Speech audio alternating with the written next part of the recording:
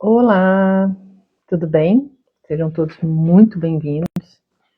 Ontem nós tivemos uma instabilidade aqui no Instagram, eu não consegui voltar, o Instagram não me permitiu.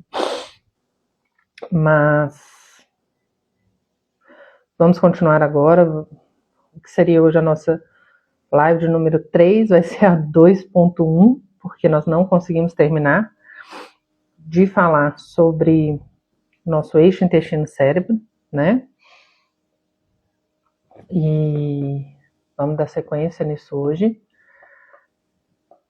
Meu nome é Raquel Rigg, né? Para quem está chegando por aqui agora, meu nome é Raquel Rigg, eu sou nutricionista e terapeuta alimentar. Minha expertise é em tratamento de crianças seletivas, autistas, alérgicos. E ontem, recapitulando, nós falamos um pouquinho sobre o eixo intestino-cérebro. Quem é o eixo intestino-cérebro? Eu fiz com vocês uma dinâmica de entender quem é essa via do eixo intestino-cérebro, né? Falamos um pouquinho sobre microbiota, começamos a falar sobre microbiota, sobre os trilhões com T maiúsculo de bactérias que a gente tem que vivem no nosso corpo, entre 38 e 100 trilhões. Lembramos que nós somos um ecossistema, lembramos que a gente precisa de um equilíbrio nessa microbiota, né, que se chama eubiose. Começamos a falar um pouquinho sobre fatores que influenciam o início da colonização das nossas bactérias, né? Falamos ali de via de parto, normal ou cesárea, falamos de uso de antibiótico, falamos de alimentação, falamos de o bebê ser amamentado ou estar em uso de fórmula, que fazem total diferença, né? Lembrando aqui sempre que nunca a minha fala ela é de julgamento, jamais, jamais. A minha fala é sempre de instrução. Se você pode amamentar seu filho, ótimo, maravilhoso. Se não pode, a fórmula também fez o papel dela e a gente não vai sofrer por isso, combinado? E aí,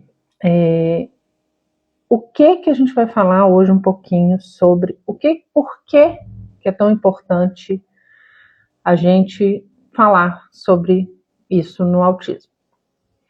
Os estudos vêm mostrando para a gente que as crianças autistas, elas têm as crianças neurotípicas, na verdade, elas têm uma microbiota diferente, tá?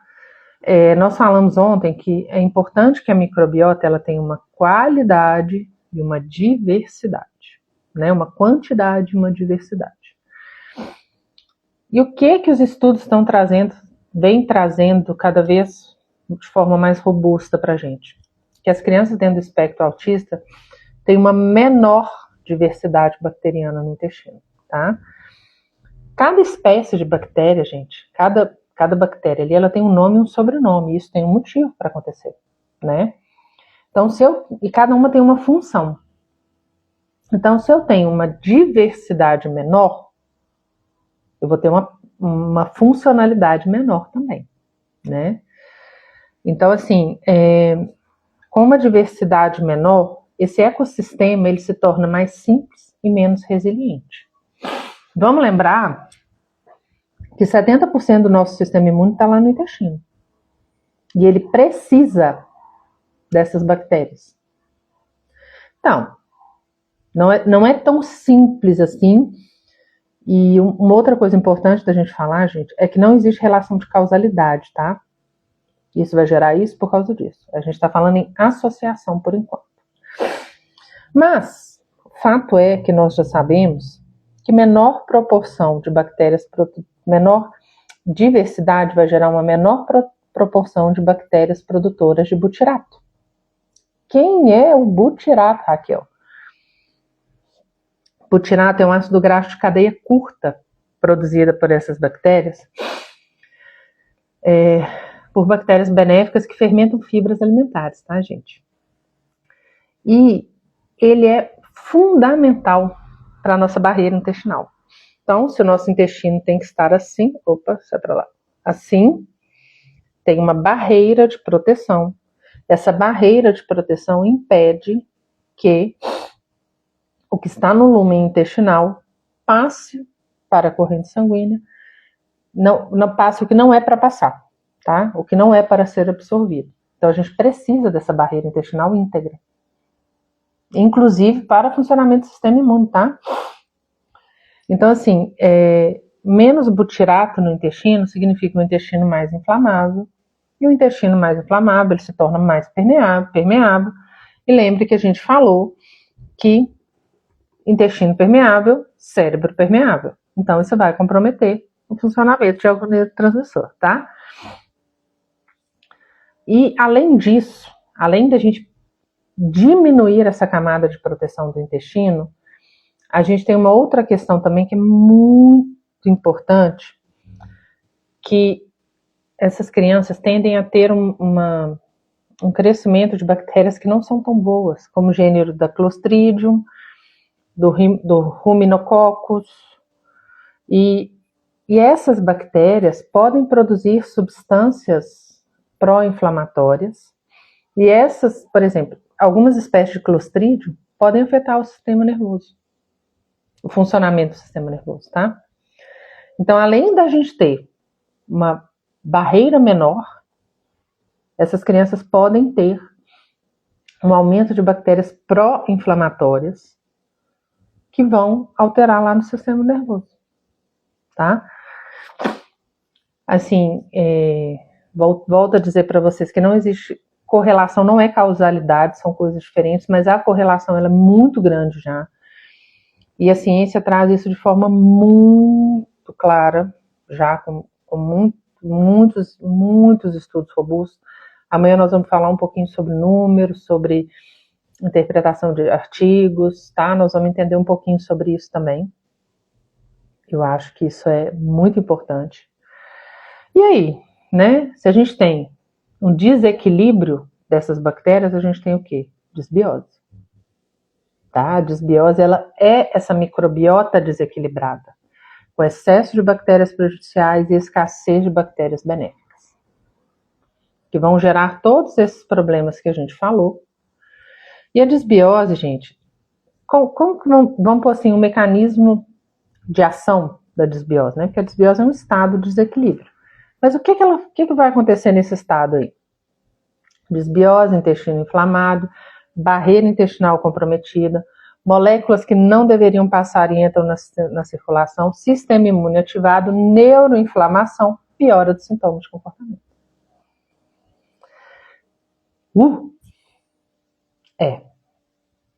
É uma cadeia. Mas sabe o que é o mais interessante disso? A nutrição pode parar essa cadeia em diversos pontos dela. Então, o que a sua criança come vai afetar essa cadeia para o bem ou para o mal. Tá? Não vamos dizer assim para o bem ou para o mal. Para melhora ou piora de comportamento. Isso é fantástico, gente. É comida de verdade. É desembalar mais e descascar menos. É ir mais ao supermercado. Desculpa. É ir mais ao sacolão e ao açougue do que ao supermercado. E à padaria. Isso é muito importante. Eu acredito com uma firmeza muito profunda que isso vai fazer diferença na vida da sua criança. Plena. Não tem dúvida sobre isso, sabe? E aí, queria entrar num ponto agora que eu acho fantástico, que é falar sobre neurotransmissores, tá? A gente tem uma fábrica de neurotransmissores dentro da gente e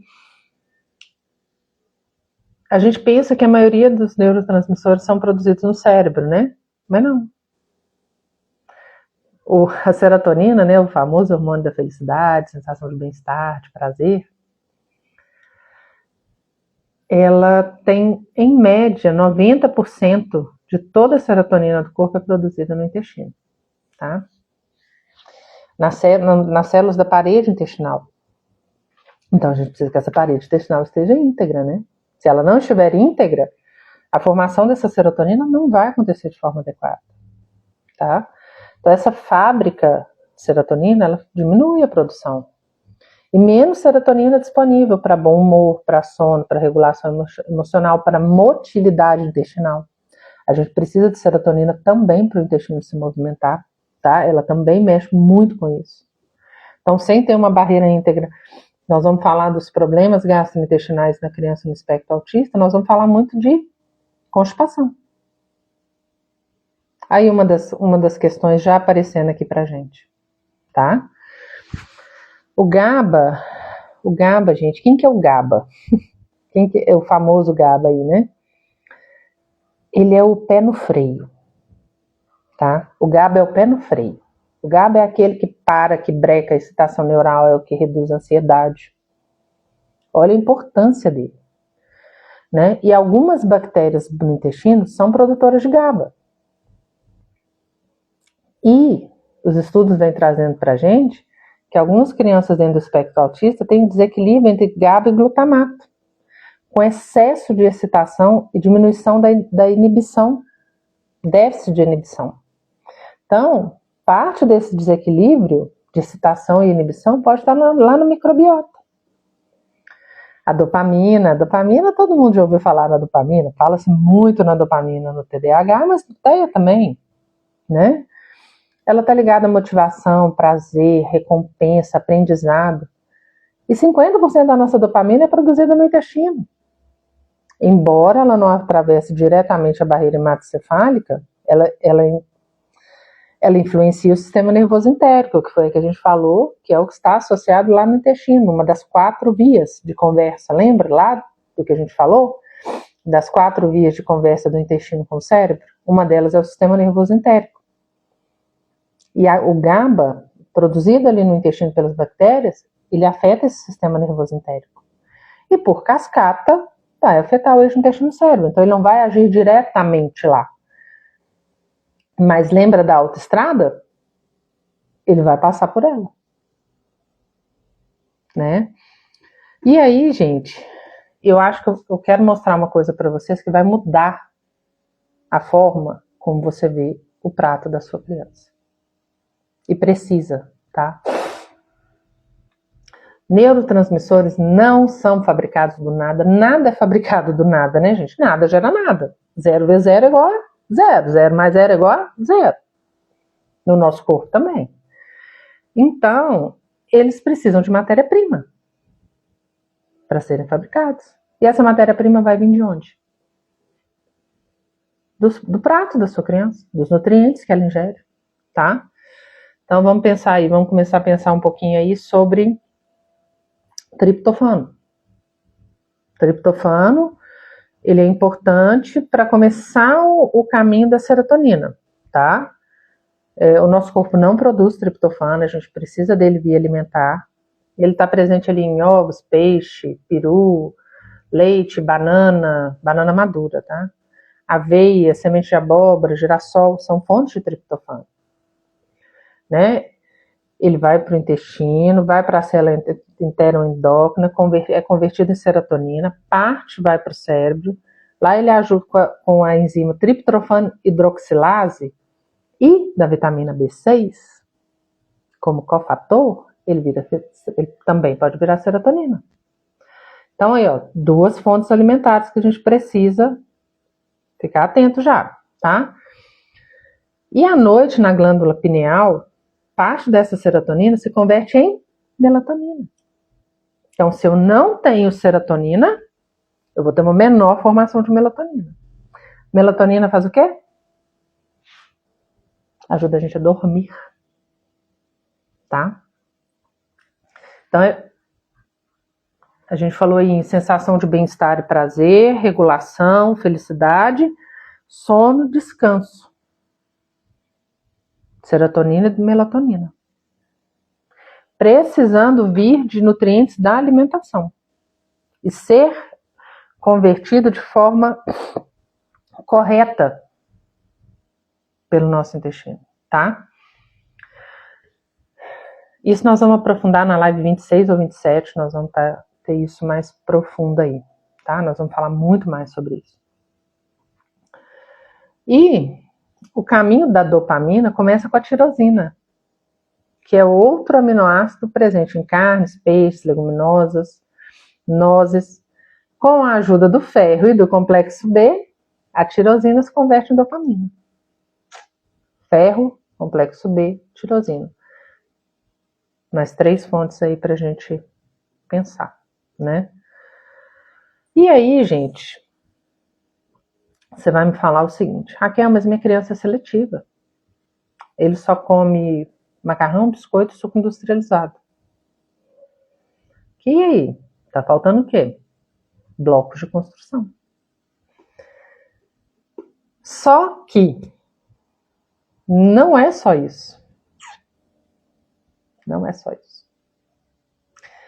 O triptofano, em uma...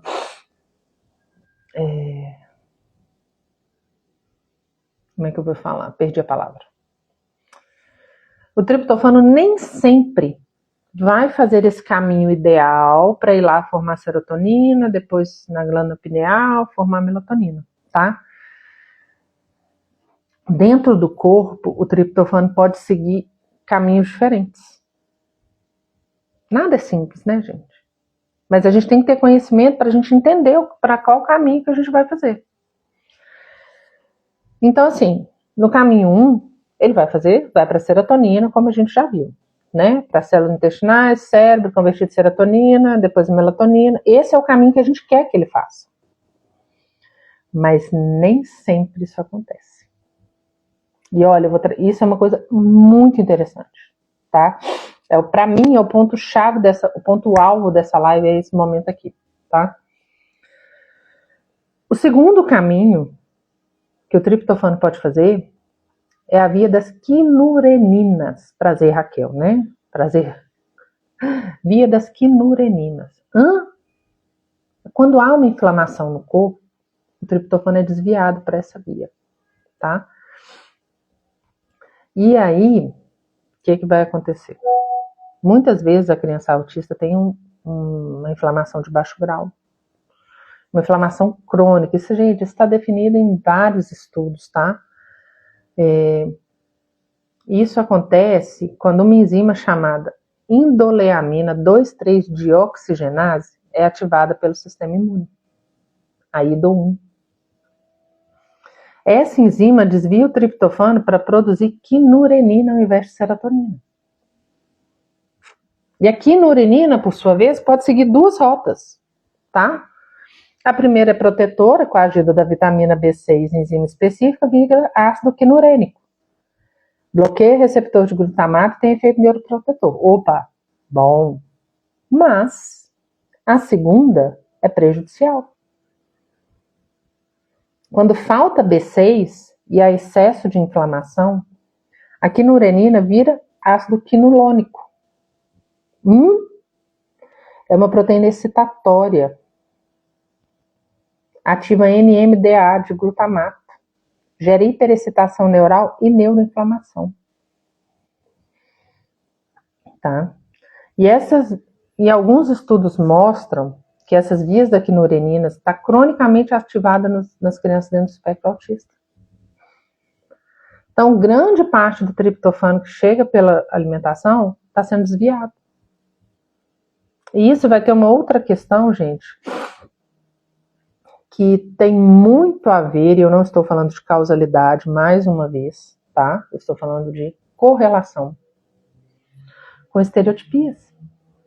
O que é uma estereotipia? Né? São comportamentos repetitivos e ritmos muito presentes nas crianças que estão dentro do espectro autista. Balançar o corpo, flap da mão, jogar objetos, enfileirar coisas, andar de um lado para o outro, andar na ponta dos pés, tá? Só que isso são comportamentos de autorregulação. Olha a importância disso. Se eu tenho uma hiperexcitação neuronal, o meu corpo precisa de formas de organizar isso, tá? Ele precisa de forma de colocar a casa no lugar. De diminuir essa regulação, essa excitação, diminuir, falar, calma. E as estereotipias são uma forma do corpo da criança fazer isso, tá? E aí, o que eu quero chamar a atenção de vocês de uma forma muito importante. Muito importante. Será que o seu filho está tendo aumento de estereotipia repentino porque o intestino dele está inflamado? Será? Pode ser. Existe uma correlação nisso. Então, assim, onde que a nutrição vai entrar no meio disso? Diminuindo essa inflamação. Então a gente precisa o quê? Garantir vitamina B6, ômega 3, probiótico. Modular receptores de NMDA, de glutamato. Reduzir a excitação neuronal. Reduzir o consumo de ultraprocessados. Tá? Isso é muito importante. E aqui, gente, vamos lembrar que a B6 ela tem um ponto de controle, né? Entre virar ácido quinurênico e ácido quinolónico. Em qual caminho que isso vai proteger ou inflamar mais? Quem vai desviar aí é a vitamina B6. Tá? Então, assim, nós vamos aprofundar um pouquinho mais sobre a B6 lá na nossa live 11. Isso é importante. Só uma dica para quem está aqui, tá? B6 tem que ser informativa. Se for suplementar, tem que ser informativa. Quando o seu profissional te prescrever para sua criança, nós vamos ter que pensar, opa, peraí, ela está em piridoxal 5-fosfato ou está simplesmente como B6? Porque se não tiver como piridoxal 5-fosfato, tô só adiantando isso aqui, tá, gente? A gente pode direcionar para a via inflamatória. Se tiver em via de piridoxal 5-fosfato, eu posso diminuir a inflamação, a excitação, tá? E aí, gente, nós vamos falar de seletividade alimentar também. Isso é muito importante, tá? E problemas no trato gastrointestinal de crianças no espectro autista. Constipação crônica, né? Crianças que ficam 3, 4, 5 dias sem evacuar, fezes muito ressecadas, duras, dor na evacuação. Crianças que se recusam a ir ao banheiro porque sentem dor. Crianças que não sabem verbalizar que está doendo. Isso é um problema importante, tá? Dificuldade tátil de sentar no vaso. Dificuldade sensorial do cocô sair do bumbum. São problemas importantes dentro da vida da criança autista. Dor abdominal, cólica, distensão, sensação de desconforto. Muitas vezes a criança não sabe comunicar aonde que está doendo. E isso altera o comportamento, tá? Refluxo, né? Regurgitação, azia, sensação de queimação, pode ser causa de recusa alimentar, inclusive, pode ser causa de seletividade alimentar. A criança começa a doer, começa a comer, dói, então ela para de comer, porque o que dói eu evito. Isso é um mecanismo de sobrevivência. Pô, se eu comer, dói, então eu vou comer pra quê? Não vou comer não, isso é ruim, tá louco, sai fora, tchau. Né? E vamos lembrar, se a gente está falando de crianças, nós estamos falando de um córtex pré-frontal que não está maduro. Córtex pré-frontal, racionalidade. A criança não vai fazer esse raciocínio, mas eu preciso comer. Eu preciso comer para nutrir as minhas células. Não, a criança não faz esse raciocínio. Ela não quer comer, dói, eu não quero comer, pronto, acabou. Tá? E a dor intestinal, gente, ela pode alterar comportamento. Toda dor pode alterar comportamento, mas uma dor ali na barriga, um desconforto, sabe? É tão intenso que a criança precisa procurar uma saída para aquilo. E qual que é a saída disso? Sair dessa dor. Tá? Isso pode ser o quê? Um comportamento autolesivo. Bater a cabeça, morder a mão, arranhar. Às vezes isso comunica dor. Porque a criança não soube comunicar que está doendo ou aonde está doendo, tá? A criança que se curva para frente, que abraça a barriga, que pressiona o abdômen contra o chão, contra a superfície, recusa de alimentos que costumava aceitar. Tudo isso pode ser dor, tudo isso pode ser incômodo gastrointestinal. E voltamos mais uma vez naquela história de colocar na conta do autismo que não é do autismo. Ah, ele faz isso porque ele é autista. Não, às vezes não. Tá? Dificuldade para sentar, para ficar parada, formigamento, o corpo não consegue resolver isso. E aí, gente, para a gente ir para o final desse nosso encontro de hoje, eu vou te dar alguns passos que eu acho que funcionam muito bem. E que vão te ajudar, inclusive, a levar as informações para o seu profissional, tá? Não ignore os sintomas. Se a criança fica 2, 3 dias sem evacuar, se tem sangue nas fezes, se tem vômito frequente, se tem... Desculpa o barulho, tá? Se tem vômito, se tem dor abdominal, se tem perda de peso, gente, leva, encaminha para o médico.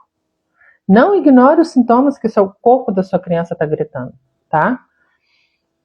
Registro, gente, uma coisa que eu fiz quando meu filho nasceu e foi extremamente importante. Extremamente. Uma coisa simples, barata, prática, que todo mundo consegue fazer em casa. Diário alimentar. Não precisa ser um caderno chique, lindo, maravilhoso. Começa com uma folha. Começa a anotar. Pode ser no celular, gente. Hoje todo mundo anda com o celular na mão. Né? Comeu, anota. Faça isso por 7 dias. E anota o que a sua criança sentiu também. Foi no banheiro, não foi? Sentiu dor, está agitado, dormiu bem, não dormiu. Esse simples diário transforma observações vagas em dados concretos. Você vai chegar para o profissional que acompanha a sua criança, eu espero que tenha um bom nutricionista, falar assim, olha, comeu isso, o intestino ficou assim, assim. Opa, peraí. São alimentos pró-inflamatórios? Esse alimento, o que faz bem para um, não faz bem para o outro. Eu falo sempre assim, nada é para todo mundo. A gente precisa olhar a individualidade da sua criança, conhecer o que faz bem ou não para ela. Isso é fundamental. Olhe para a hidratação da sua criança. Uma das grandes causas de constipação é desidratação, fibras, tá? Dentro do possível, se há aceitação de frutas, de módulos de fibra, se tiver hidratação adequada, não entra com fibra sem hidratar, vai dar ruim, vai dar um tiro no pé, tá? Ai, gente, falando demais hoje, hein? Acho que no final das contas foi até bom essa live ter ficado dividida em duas, porque é muita informação. E vamos fazer um fechamento para a gente lembrar de tudo que a gente falou? O intestino e o cérebro se comunicam, né? Lembra da autoestrada do eixo intestino-cérebro? 80% dessa informação vai do intestino para o cérebro. A nossa microbiota é um ecossistema, né? Se desequilibra com antibióticos, se desequilibra com estresse, se desequilibra com uma alimentação inadequada. Esse desequilíbrio gera desbiose e a desbiose consistentemente presente em crianças autistas se relaciona com comportamentos, tá? Com questões comportamentais. O intestino vai fabricar aí 90% em média da nossa serotonina, né? Neurotransmissores precisam de matéria-prima que vem de alimentação. Cada garfada da sua criança vai alimentar o cérebro dela. Vai constituir ou não matéria-primas adequadas. Precisamos de nutrientes como cofatores para direcionar o que o nosso corpo vai formar. Falamos aí de tirosina, triptofano, B6, de uma forma simples, vamos entrar em detalhes nisso, né? Comportamento sem explicação. Observe se você não está jogando na conta do autismo que não é dela, tá? Isso é importante para o desenvolvimento de vocês. Que live! Quanta informação nós tivemos hoje. Amanhã estou de volta. Mais tarde eu volto aqui para falar o horário que eu vou entrar amanhã. Agradeço a todo mundo que está aqui comigo. Assista, toma nota. Tem dúvida? Me manda aqui nos comentários. Eu estou aqui para ajudar vocês. Lembre-se que o objetivo dessas 30 lives é trazer informações de segurança para que você consiga cuidar da melhor forma da sua criança. É esse o meu objetivo, o meu propósito aqui hoje. Tá bom? Beijo grande. Bom sábado para todo mundo. Fiquem com Deus.